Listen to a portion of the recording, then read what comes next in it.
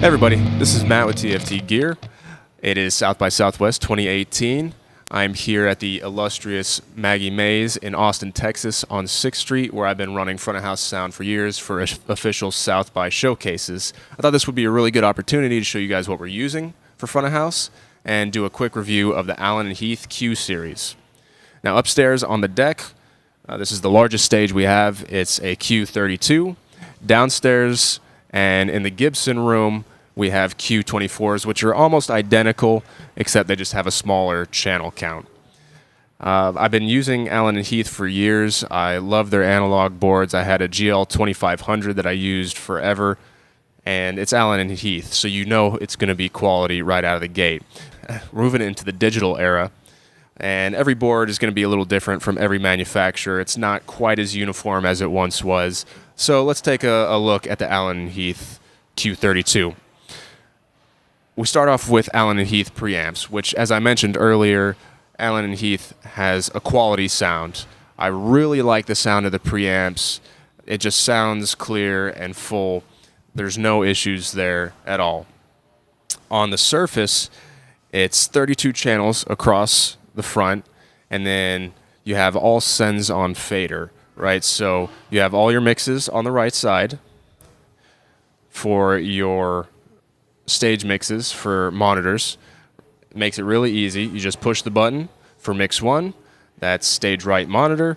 You turn up the faders for vocals or whatever you need. Very easy.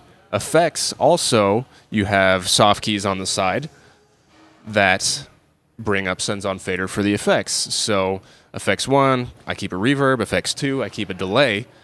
And you just push the button. Sends on fader. Again, you just turn up the vocals, whatever you need. You also have a programmable bank up at the top right where I keep a mute group on my effects returns as well as a tap tempo for my delay. Everything is really easily accessible. It works out great, super fast.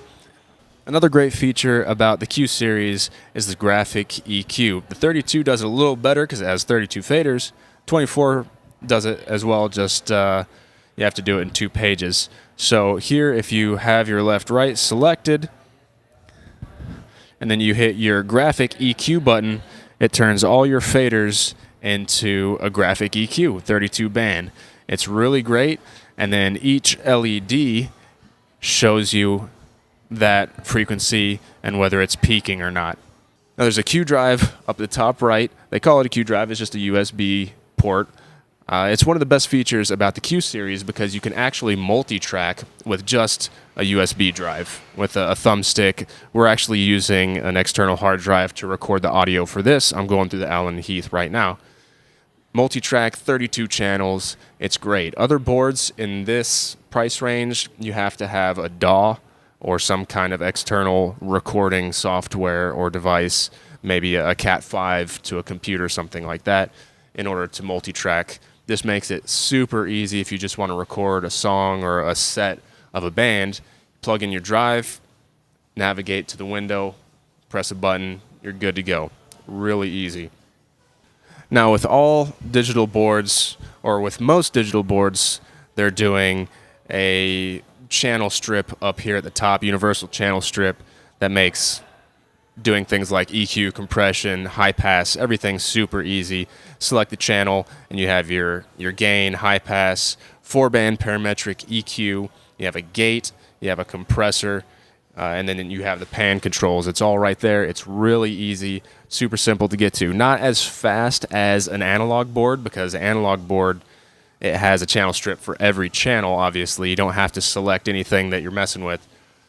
Which is one reason I love analog, but again, we're in the digital age, so we have to get used to it. Now, another thing we have to mention about the Q series and most digital boards, again, in general, is the Wi-Fi control. The Q app with the Q series is really useful. You can hook up a Wi-Fi router to the back of the board and then wander around the venue. I like to do monitors from on the stage. It's just a lot easier. I don't have to get on a talk back or try and yell over the crowd or anything like that. I get on stage with my iPad, make sure everybody's monitors are good. That way I can hear what they're hearing from on stage. I find it to be really useful. Now, as I mentioned, everything is sends on fader, so there are no auxiliary send encoders.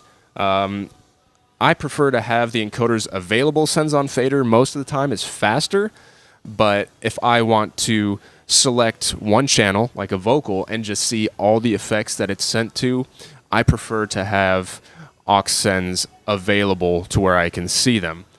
That way I can just select a channel on the vocal, turn a knob for reverb, effects, all the monitors. It's a little bit faster. Again, I like the sends on fader, but it's nice to have the option. Now, I have to say the worst aspect of this board is the absence of your master section. Now, you still have it, but you have to flip the faders in order to get to it. So when you go to your second page, you have all your stereo inputs, effects sends and returns, your matrix, and your DCAs.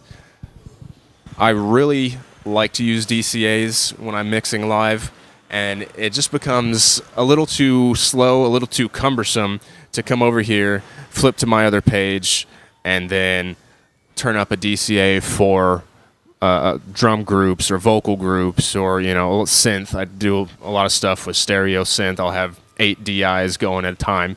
And it's just easier if I have the master section available to me at all times so I can turn up the entire group or down the entire group at the same time. Now, you can do customizable groups or you can do customizable pages. So if you were only using, say, 24 channels, you can make your first 3 banks your 24 inputs, and then your last bank your custom bank with DCAs, with effects returns, whatever you wanted. And that's really useful, but a lot of times in a festival environment, it's a little too cumbersome to set up. If you have a lot of time and you can set it up ahead of time and then just have your scene that you can recall, it's great. But there's so many engineers in and out of here, bands in and out of here. It's just a little too slow and cumbersome. Also, with the Q app, the Wi-Fi Control iPad app, like I said, it's really useful. I love to mix out in the crowd, hear how people are sounding. Maybe if the mix position isn't great, it's a wonderful, wonderful feature. However, it's a little crowded. If I want to turn a fader up or down and it's not in the first 8, I have to put my fingers on the fader, swipe to the right, and I hate to ever put my finger on the fader unless I want to turn it up or down, because I'm afraid if I swipe left or right to swipe to the next channel, that maybe I accidentally turn it off, mute it, turn it up or down. I just really don't like ever touching faders unless I want to turn them up or down. So overall, the Allen & Heath Q series is really good. I think it excels at monitor mixes. I think if you're looking for a board side stage for Monitor World, this would be a fantastic choice. Front of house, it still does really well, but again, the lack of that master section makes it not my go-to front of house board, but super intuitive, super easy to use. Any guest engineers that come up are able to get into it really quickly. It's got that Allen & Heath sound, which I love. So thanks for checking this board out with me, guys. I hope to see you at South by Southwest. And come on into Maggie Mae to see what we're doing.